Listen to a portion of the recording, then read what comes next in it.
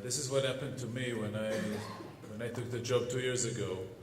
And in the first meeting with the digital editors, I saw the data and I realized that even then we had more readers online than in print. I mean, obviously it's different ways of counting, but you could tell that most people who read Haaretz, definitely in English, but also and more so in Hebrew, read it on screens rather than in print. And then you realize that as an editor you need to learn a whole new language and a whole new way of storytelling. And you need to get very intimate with concepts like traffic and sharing and quick response. And I came from print. I've been in print for 27 years. I lived all my life with the 24-hour deadline, no work on weekends, and suddenly you realize that it's continuous. And at the same, so you start looking around and you see all these new online-only outlets from the Daily Beast through Huffington and Gawker and so on, and you see how nice and fast they are. But then you realize that you cannot be like them, because you still have many readers in print who pay a lot to get the newspaper, who are, in the case of Haaretz, a newspaper that's been around for almost a century, they're used to a certain ritual of reading the paper, different parts, a very certain way of storytelling, of writing op-eds.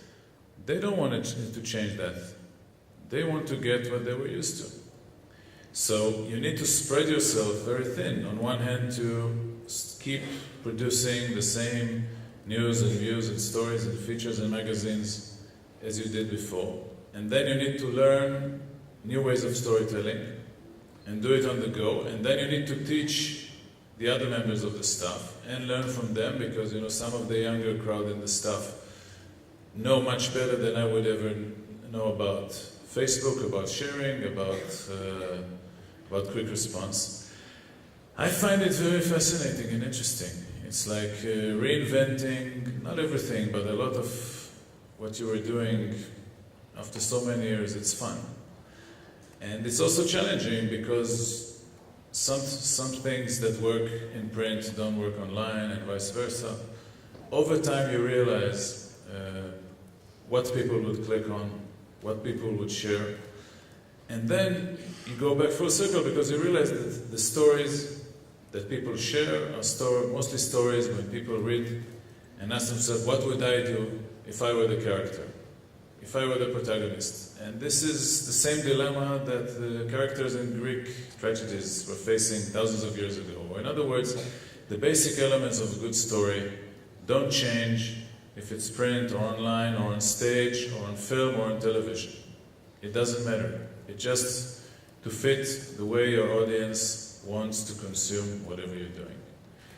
Now the paywall was, Haaretz has this conservative layout and look and feel, but in the past 50 years, Haaretz has been the R&D unit of Israeli newspapers. We were the first ones to introduce magazines. Weekend Magazine were the first one to introduce color paper, the first one to introduce local papers, more recently a business paper, and the newspaper website, and now we're the first ones to introduce a paywall.